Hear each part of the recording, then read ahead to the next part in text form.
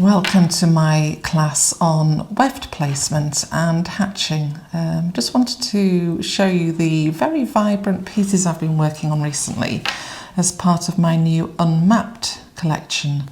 And what I do is I just warp the loom. I have all my colours laid out in front of me and I just work row by row or pick by pick and just make colour choices and weft bundle choices just in that moment.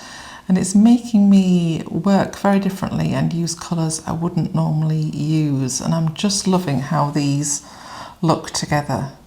And what I do sometimes is I can have 6 of these small needles sometimes on the go at once. So yeah, I just want to share you how to work like that, share with you. And so I'm going to warp a loom. And then I'm going to get just some double knitting yarn, and I'm just going to show you the importance of where we place the weft bundles. So we have some coming together and some going apart, how we introduce new ones and how we can then take them away again. So I'm going to get that ready and come back. Right, so here is my loom all warped, and I'm going to start going right across the width of the warp initially. And you will have seen my other quick class on pigtailing, so please do take another look at that if you need to. But we're going to come under and over the first warp, do my usual kind of inch to start with. So let's focus on the correct tension as well. So just bringing that pigtail down, packing that down, and then we'll go all the way across like I've shown you before. It's a bit harder, sorry, with a short needle. Right, so make the big arch, push it down the middle, and then just using my fingernail. You can use a kitchen fork, don't forget. Or I have my lovely beater just here. And I'm in my studio today, so you'll be able to hear lots of different background noises. I have people above me and people moving around outside, but that's just how this filming has to be. But people seem to quite like it because it's very real, and yeah, it's nice to have people around me in this studio. So I've done a couple of rows. So let's say I've done 2 rows. I might just do another one just to make it a bit thicker. So always looking after my selvages. So just packing that down and then carrying across. Quite hard going the full width of your warp when you're using a smaller needle, and I use small needles just because I work in small areas, so the small needles are much easier. So I've done 3 picks or 3 rows. I'm just going to push those down, and I've decided I want to bring in a second colour and do some what we call hatching. So I'll show you the difference of hatching. So there's regular hatching where you might make a pattern like a diagonal, or there's irregular hatching where it can just be random. So we'll start off with random because that's what I do in my work. So for the camera, I'm going to get a second piece of yarn in a different colour. And I don't advise always to start on the selvages with new yarn, but in this instance, we're just going to do it to make it easier, or else it gets too complicated too quickly. So we'll come in again, starting off at this side. So we've got a valley and a hill, so we need to come under 2, so we need to come under the hill. So I've shown you that in a different class. I'm going to do the pigtail, and I'm just going to come to where I want to come. So let's come 2/3 of the way across, just make it completely random. So we're going to come to there, always making my little arches, and then we're going to meet it with the blue and pack down. So if we're doing this, and if it's a bit loose at the centre, just tweak it and pack it back down again. So when you're doing this correctly, what you will do is you'll have one warp spare in the middle. So you can use either the white or the blue to wrap around that spare warp, and you want to return to the sides to complete the pass. So I'm going to wrap the blue around that spare warp and bring it back to the side. And then get the white or cream and just come back to the side. So this is very basic to start with, and you could do some lovely bookmarks like this, or just some nice abstract art with 2 colours for your wall. You'll have probably lots of double knitting wool, so you can make some lovely patterns. So I'm going to do irregular hatching. So what we'll do this time is going to get the blue, and we're going to go over the top of the cream to as far as we want to go and pack down. And then we need to get the cream and go to meet that blue.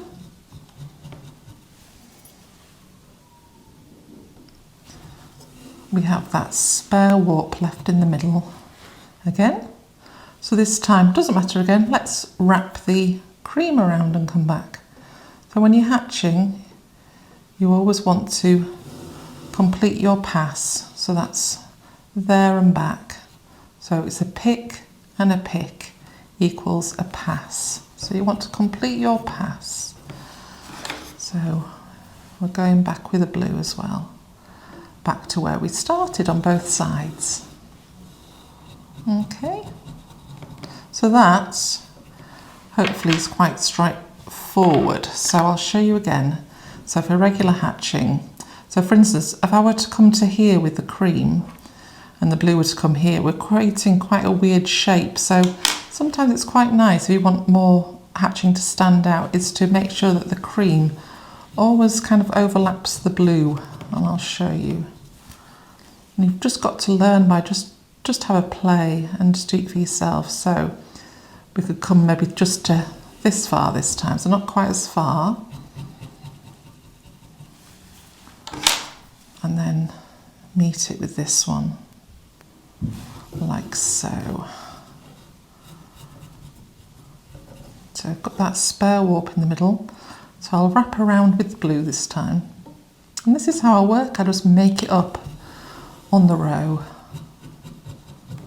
Okay, and then come back with the cream.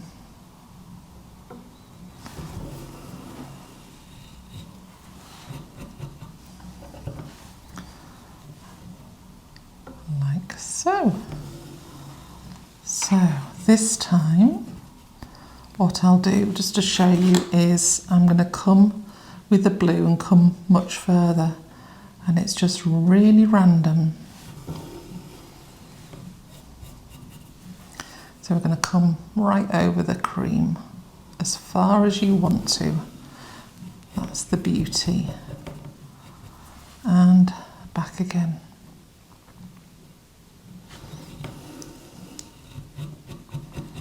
Always completing the pass. So starting on the left and going back to the left. And with the cream starting on the right and going back to the right. You always have to go.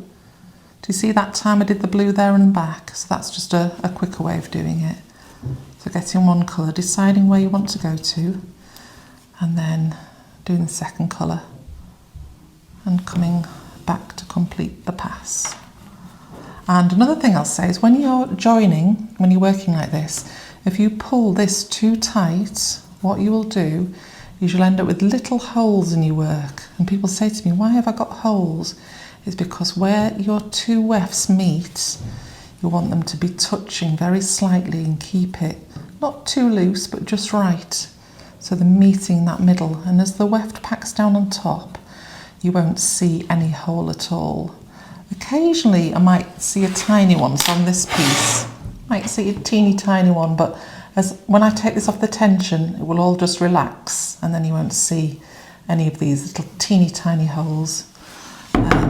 So that's irregular hatching. Now if you were to do regular hatching, what we would do is you would come to the warp here, so this blue one, and back, and then you come to the third one and back, the fourth one and back, and so on, and you would create a triangle effect with the blue, and your cream would meet it as you're going up. So that's the difference between irregular and then regular hatching.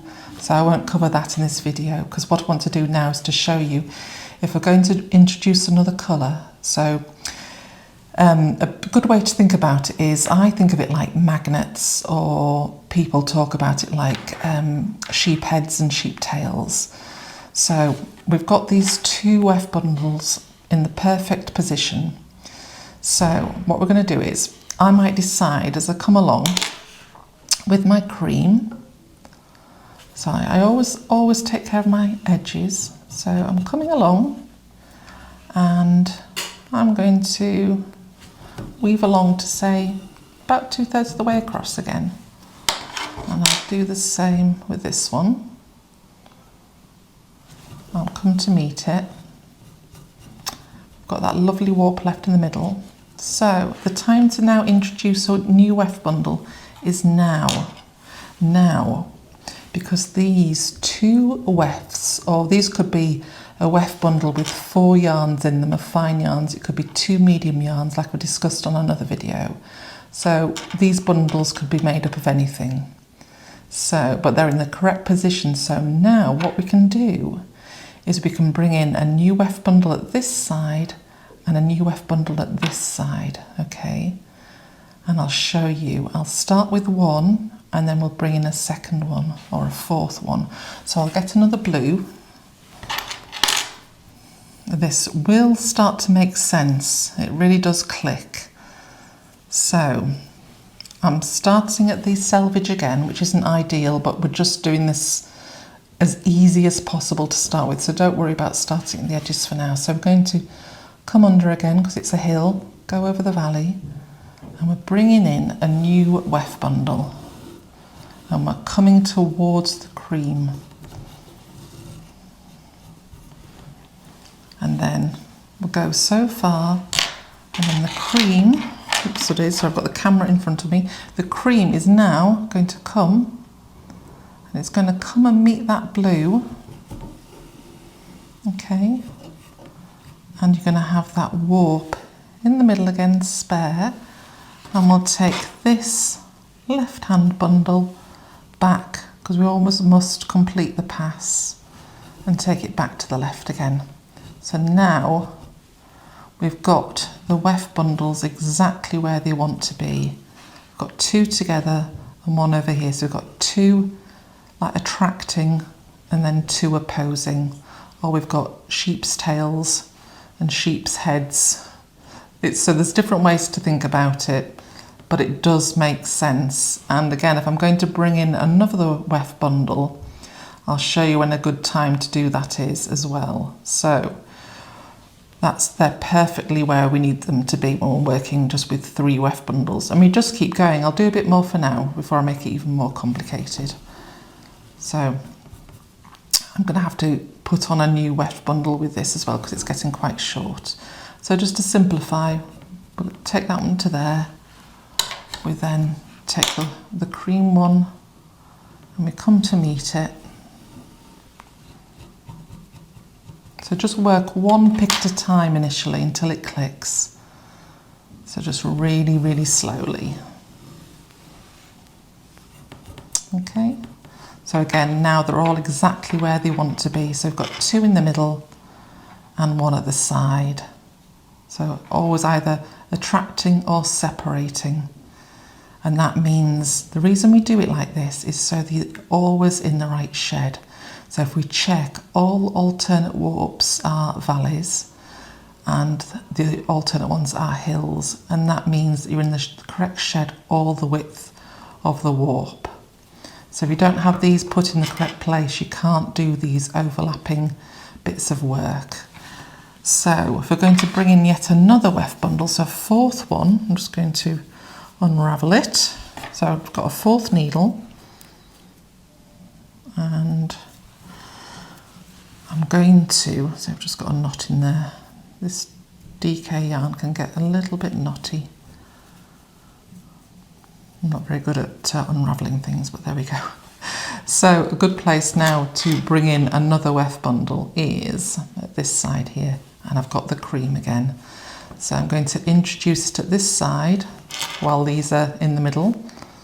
So I've got a valley and a hill, so I'm going to come under the two. And again, watch my other video that explains that in more detail. I'm going to wrap the pigtail around. And I'm just going to bring the white or cream to as far as I want to. So say bring it to there. So that's the first bit done. I'm going to bring this one to meet it and leave that warp free in the middle. So those two are in the correct position. I'm going to get the next one, wrap it around that spare warp and take it as far as I want to. So this time I'm going to overlap the blue, and it can be completely and utterly random. And then finally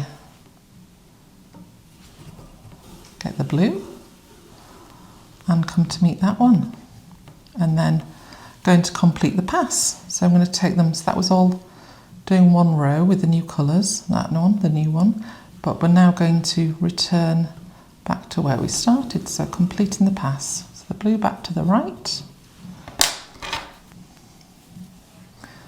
the cream or white back to where I want it to be, so I'm going to take it to there.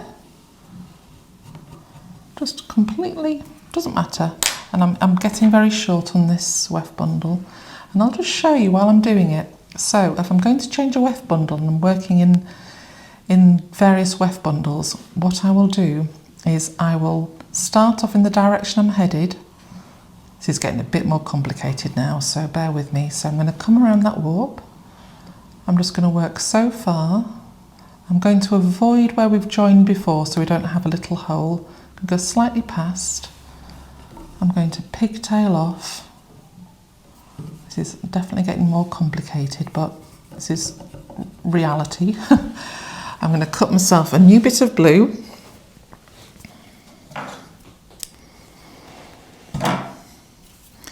So we're getting a little bit more advanced. So finish with the blue there, so I'm just going to restart. I'm going to look, we've got a valley and a hill, so come under two and create my pigtail.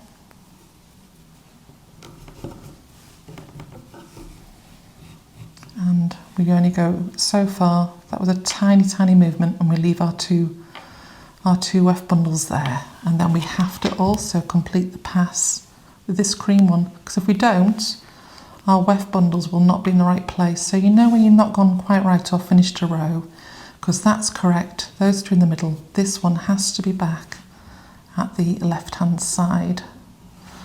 Okay.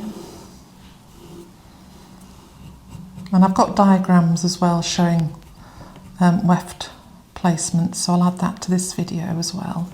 So we've got two at the side and two in the middle. And we can get even more advanced by this time when we start with the cream. We can come across so far. Move this one to meet, move these as well to where they need to be, and I can bring in yet another new one from the side or another new one from this side. You can do that as many times as you like, but that is getting more advanced. And I cover all this a lot more slowly and in a lot more detail in my online classes, if this is something that's of real interest to you. So what I will do is just leave it at 4 weft bundles on this video.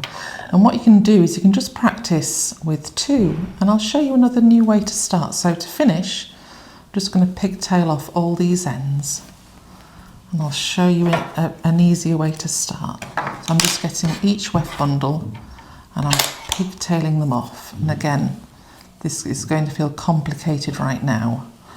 So let's take it back to basics. And I say I go over it in a lot more detail in my online courses. This is just really to give you a taster of what you can do in these YouTube videos. I don't want to get too complicated too quickly. but that is what I do on my intuitive pieces. So I've just finished off all those bundles, and that's, as I say, coming back to this is what I do. I do lots and lots of hatching, bringing in new colours. I even put in little lines as well, which I cover in my online courses. So you'd be working with a bundle here, and you could put a line in the middle, and your bundles come to meet it and then come away again. And it's really straightforward once you know. But again, I cover that in lots of detail in my classes, but it just makes a really impactful piece of work. Right, so I actually took out that work I'd just done. I decided, because it was going to get too complicated, or even more complicated, should I say. So what we're going to do is I've got the half hitch knots here.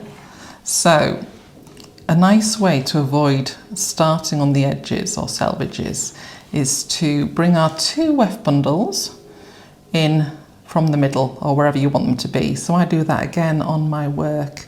I might start, I'll show you, I think I did it on one of these.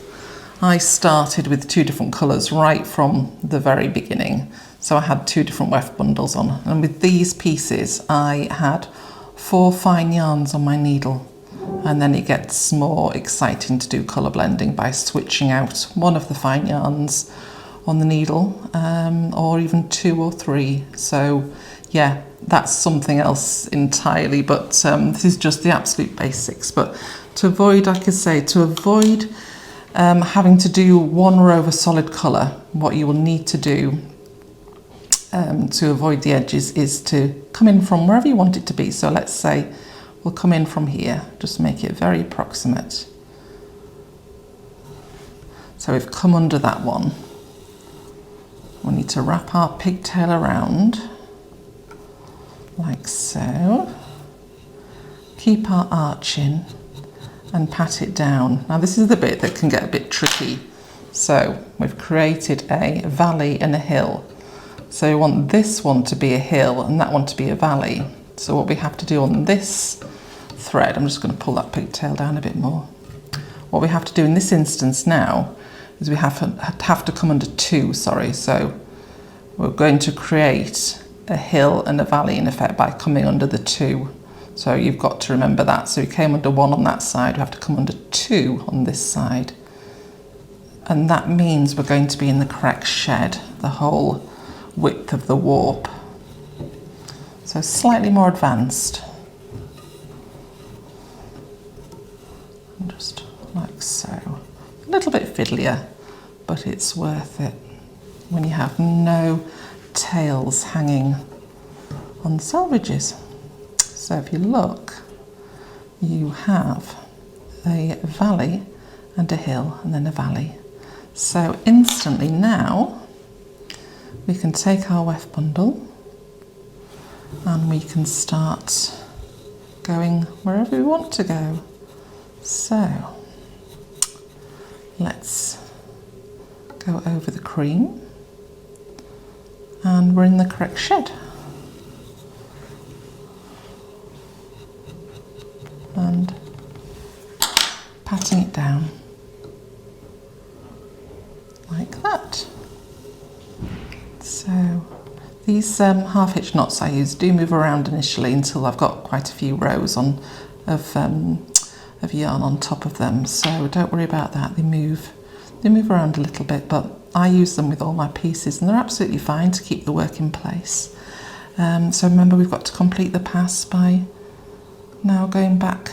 Well, actually this is completing the pass, sorry, in the middle, because that's 2 rows. So we're actually completing the pass away from the edges. So see, I'm not concentrating. So we're just going to come back. We'll call it coming back to the side instead. And then get the blues. This is our 3rd row. So our passes are always in the evens. So to complete the pass, we'd come back to somewhere in the middle again. But it doesn't really matter.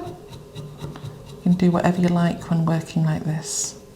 So I'll get my cream and come over the top of the blue, but I'm just going to take care of my edges again.